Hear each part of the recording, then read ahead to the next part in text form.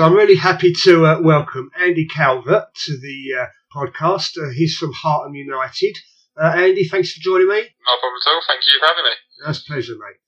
So from Women's Football Sports, we've actually sponsored 4 of your players there. I've been involved elsewhere sponsoring another one of your players. But can you tell us a little bit about the team and why you formed it for us? Yeah, it's no problem at all. Obviously, the team who formed in memory of Alfie, which is one of my wife's firstborn. We sadly lost him in 2015 in July. That's the reason behind the team. It took us two years to kind of just do something in his memory. But we did a little bit of fundraising building up to it. But we just thought we'd have a charity game, which was to start with, which was just like a men's game, which my wife played in. And it kind of grew from there. I think we got a lot more people interested than what we thought we were going to. It turned into a football team. Freakishly enough, the first ever game fell on Alfie's 3rd birthday, and it was, for us, that was like a sign of, okay, we're going to build something good here. And it just built and built and built and built, and obviously we went from having a men's Sunday side to a ladies side now, and then potentially a Saturday side next year. So it's a club that's growing, which is quite nice. Excellent. I mean, like you say, you've had a couple of memorial games. You had the first one 2 years ago, which was at Hartham Common, and then one I came to last year, which was at Ware Football Club. Yeah, it was the one at Ware. It was for us. It was fantastic. Like we had 170 people come to watch us play on Hartham Common, which obviously for anyone that knows Hartham Common, it is just a field. So it was quite nice. People turned up on the day, despite the weather. We had a massive fun day planned, but the weather kind of washed out everything around the outside. So we ended up not being a fun day as much. But then last year it was quite nice because we took it up a notch and wanted to give it. I think we wanted to have it once a year where now it's going to be both teams. But originally we just wanted to give it a professional feel. So we wanted to have it as like a cup final of sorts, where the match is played competitively but to raise money. So obviously where the most local place to us that didn't sort of like price us out and actually tried to help us out. And obviously Paul Housey was a massive part in getting us there. He signed up at my gym where I work, and I mentioned it to him in a passing conversation, and then he contacted me and said, "Oh, he's given my number to someone called Hayley," and then they contacted me straight away and said, "Yeah, we'd like to try and bring it in." They didn't envisage it being like as big as what it is, and obviously when we turned up, there was 387 people in total that turned up last year. It was a fantastic turnout last year, and you raised money for the At For Louis campaign. I think you raised about £1,800 last year, wasn't it? Yeah, we raised just over £1,800 in total last year. As a whole, this season alone, we've raised, I think it's £40 short of 3,000 so far. And quickly mention, do you want to mention if people want to donate, where they can go for that? Yeah, if you want to donate to our cause or even read up on what we're doing, if you go to justgiving.com, it's a strange one. It's /Catherine-Calvert 29. And obviously, you just come up with a Hartham United story as to what we've done, what we are doing, and what we're continuing to raise money for. But for those that don't know us, we raise money for Louis, which is essentially memory boxes for anyone that loses little ones, like neonatal deaths, anything. If you lose a little one, like too young, it's just a little keepsake box where you can get your footprints, the handprints, photos. It's a nice memorial thing to have, and obviously we had no idea who For Louis were until we got that box, and for us that box was the main thing. Yeah, I think it's fantastic what they do, and obviously fantastic what you do as well, raising money for them. And you raise money through player sponsorship as well, haven't you? Yes. So everyone, basically, we target every player to get a player sponsor. That player sponsor could be anything from £5 to £50. So however much someone is willing to sponsor that player, we will give them all sort of like the exposure we can to make it as big for them as possible. And obviously, we're like a Sunday league. We are essentially a grassroots side trying to act like a Premier League club. And you'll notice that by some of the Twitter stuff we do. A lot of people do look at us really strangely, like what you're doing. But what we're doing might stand out strangely to people who don't know who we are. But obviously what we're trying to do is just expose ourselves a little bit and give ourselves that exposure, but in a sort of an over-the-top way to generate sort of that feed through to us. And it does help. As soon as people see what we're doing, they search us, wonder what we're doing, and then they find out more about what we are. That's it. So like we said, you've had 2 charity games. Hopefully you've got one this year. which is on the 2nd of August, isn't it? And you're playing the Alfred Calvert Memorial Shield. I think it's 10:30 in the morning, isn't it? That's the Hartham United ladies against Frontiers. And then in the afternoon, you've got the Alfred Calvert Memorial Cup, which is the men's side, and they're playing 9 for Nora. Yeah, so the ladies one, obviously, we left it to the ladies to pick who they wanted to play. They asked one team, and that team came back within 2 days and said, yeah, they'd love to play us. They played them a couple of times in pre-season friendly. They're a lovely team to play against. They're a really great bunch of girls. They really are a great little club to play.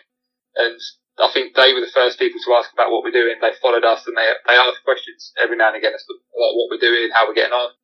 That team will always pop up, whereas the men's side is slightly different. Obviously, we're playing 9 for Nora. That's a gentleman called Ross who raises money in memory of his daughter, so he did 9 challenges for Nora last year. He played for Sands United last year in the game against us. And obviously this year, with all the stuff in it, he follows us and everything we do. We follow him and everything he does, so it just makes sense that we want to try and play a different charity game each year against a different charity team. And obviously, I couldn't think of anyone better to ask, so obviously for the men's side of it, than Ross. That's it. I mean, from last year, I know came along, you had a raffle as well, didn't you? There was some fantastic prizes that people donated to that raffle, wasn't there? Yeah, no, we were quite surprised. We got a signed Crystal Palace shirt, a signed Stevens shirt. There's a lot of little bits of memorabilia for football clubs. Like this year, we've generated a little bit more in terms of like partnerships with clubs. When I say partnerships, they follow what we do a lot more than what we realise. So like we've got Watford, QPR, Crystal Palace, Stevenage. They're all sort of like they're all pushing things towards us and saying they want to help us. So it's quite nice.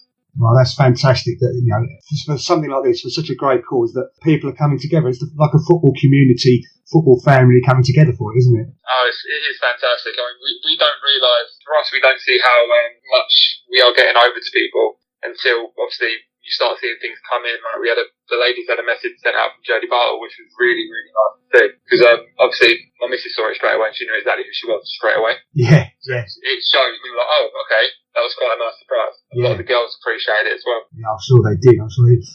Moving on to the ladies team, you're playing the Bedford Hearts Women's Football League. First season that they're playing together under the Hartham United ladies' name. How do you think that season went for them? We said to them at the start of the season, obviously, they didn't know what to expect in terms of what we were doing. But at the same time, it was just go out there and enjoy it. We know that they're a good team. We know that we had some good players. So it was just a case of going out there and showing what they can do for the first year and then seeing what they want to build on for the next. So this year, the season so far, they've had their FA Cup run. They were the first ever ladies team, like ladies charity side, to enter the Women's FA Cup. And for us, that was a massive deal. So we obviously publicised that as much as we could. And we had an even bigger turnout we had a big turnout for that game as well. We could be outnumbered the home fan when we went to Stalford away. And I think it was nice because the girls didn't get washed up in the story of it all. They actually went out there and played probably the best football they played all season. And obviously, it's been a learning curve season because they've had to sort of deal with a few things that have happened over the year. But they started really well. They slowed off a little bit, but they are still a very, very good team for their level. And if it wasn't for the big four, so to speak, in the division, they are basically the best of the rest, so to speak. That's it. I mean, you mentioned that FA Cup run. Like you said, you beat Bishop Stortford in the first game. That was 5-1, wasn't it? I think. And Janice Allen, she got a hat trick. And then you was knocked out by St Albans in the next one. You played that at the county ground, didn't you, instead of your actual home ground at Hartham Common? Yeah, no, I don't think Hartham would have the right facilities to host an FA Cup game. So. Not quite, no. No, but it was quite nice because we know, well, when I say me, so my parents are very, very, very good friends with the chairman of the Hartham FA. And I think the men's team last year, we won Grassroots Club of the Year. And it was quite nice to, obviously, because that was presented by Graham Phillips, who is the chairman of Hearts FA, and he was the one who instigated it and helped us get the ladies' team to play there for the FA Cup. And he has done a lot to help us this year. That's fantastic that you get that help and support from them as well. But what I do want to mention, you invited my daughter Lily to be a mascot for you for the Stortford game, and then you invited her back for the St Albans game. And I've said to you plenty of times, thank you so much. That really meant the world to me and to her. But a little while ago on the Women's Football Supporters Twitter feed, we asked for people's favourite, their top three women's players, and I asked Lily for hers. And I think she's put Jenna Scalacci as number 3. I can't remember who number 2 was, but her favourite female footballer, she said, was Gabby Evans, which is your goalie, and she really took Lily under her wing when she was a mascot, didn't she? Yeah, no, we absolutely loved having Lily there with us. I mean, to to be fair, Gabby's a very nervous player, and I think Lily actually calmed her down a lot. And to be fair, whenever she's been there, Gabby's had the better games because she's kind of how many there are. I mean, that's fantastic, but it does show, like, in children's eyes, the heroes aren't necessarily just on the TV. No, absolutely, and I think because of how she cared for her and she looked after her, it really shows what a big influence that she has on her, and that the rest of the team as well, because they treated her in exactly the same way, but she walked out with Gabby and stuff like that, and it was fantastic to see. It really was, and she loved it. Yeah, no, it was really nice. Like I said, it was really nice to see, and obviously this year for the charity game, we would love to have Lily back and try and sort her out a little kit so she can walk out with Gabs as well. Like we said, every single time we have a big game like this, we'd love to see Lily at as many games as we can. She is basically the number one fan for us. Yeah, mate, that really does mean so much to me, and I know it will with her as well. Moving on to, obviously, there's no rest of the season. Everything's been expunged. All the results are null and void. Do you think that was the correct decision to go down? I think it was the correct decision overall, but I think it was made 4 weeks too early because a lot of teams have only got sort of their 2 or 3 games left, and in Sunday League, especially with the grassroots level, you do play a lot of double headers. So a lot of teams could have got their seasons done within a 2 to 3 week period, way before sort of the end of May time at the very, very latest. So I think it could have been completed. I understand fully because I think that they're trying to predict what's going to happen, and I think they've anticipated that this virus is still going to be around at this time. So they're just trying to get it over and done with now. Like you said, I mean, you was talking to me earlier.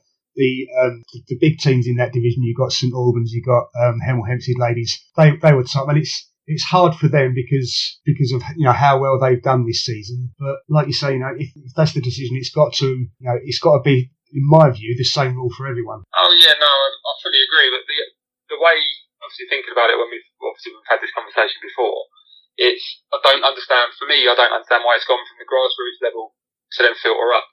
If you're going to avoid a season, for me, it's got to be from the Premier League down. Yeah. Like, you've got to do it from the highest level and then drop it down slowly because it kind of takes it away from the fact now if the Premier League then goes on to complete their season, then it just shows, for me, a little bit of disrespect to the grassroots level. Yeah, and that's not coming from you because you're a Watford fan.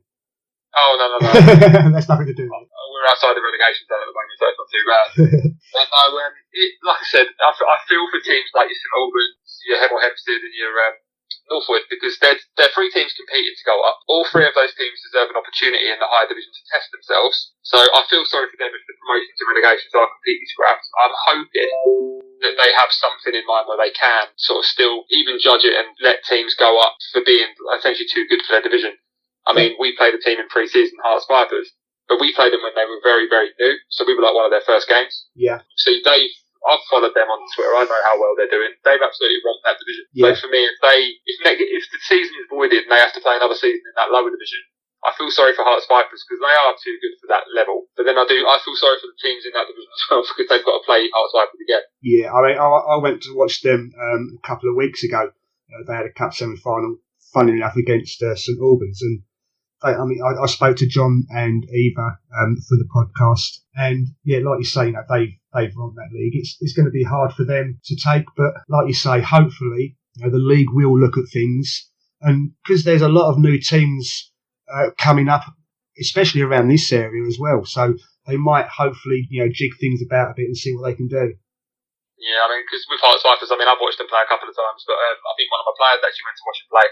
And I think they played Hitchin Town, who were in the same league as us, Hartham, and they beat them 9-0 in the cup.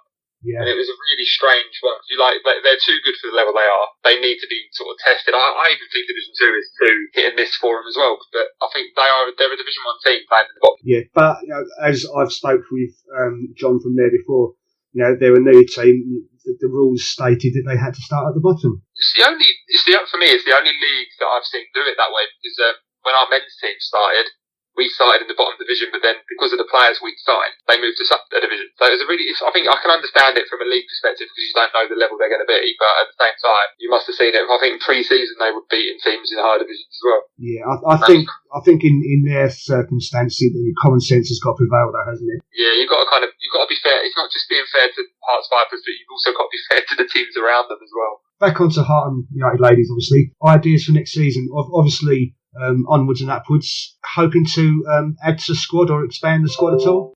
Yeah, I mean, the ladies team, they want to expand, they want to bring a few extra players in just to kind of help them become a little bit more competitive. They are, like I said, for me, they are a top 4, top 5 team. They just need to add a little bit more quality to the depth that they've got. And it's just looking around locally for some youngsters. Obviously, there are some new local teams coming through. I think we've touched on that a few times previously, but it's more difficult now to bring those top quality players in rather than just bringing players in to kind of improve. And I think there's a lot of players around here that have the ability to improve. That's it, there are, absolutely. Like you say, I mean, we've discussed there's a few teams around this area starting next season. Like I say, hopefully, if they add them to the league, then we'll see what they do and see what they decide once everything gets starting again as to if they move the divisions about. But so finally, what I just want to say, Andy, where can people find you on Twitter? Let people know that so they can have a search for you and look you up. If you want to search the ladies team, have a go on Twitter, Facebook. It's at Hartham Ladies. The men's team is Hartham United FC. But yeah, no, it's like we try and get as much traction as we can in terms of followers, just to see what we're doing and the charities that we work for. Like I said, we don't go out there for recognition in terms of results or anything like that. We're there to enjoy it, but we're also there to be competitive. But at the same time, everything that we're doing off the pitch is for a reason. So if you do see us being a bit silly with our cameras, have a little search and you can see as to why we're doing it. That's it, Andy. Well, thank you very, very much for joining me, and hopefully, once things get started, you'll have a successful season, and I shall see you on the 2nd of August. Perfect. We'll see you on the 2nd of August, and thanks for having me again. Cheers, no worries, mate. Thank you.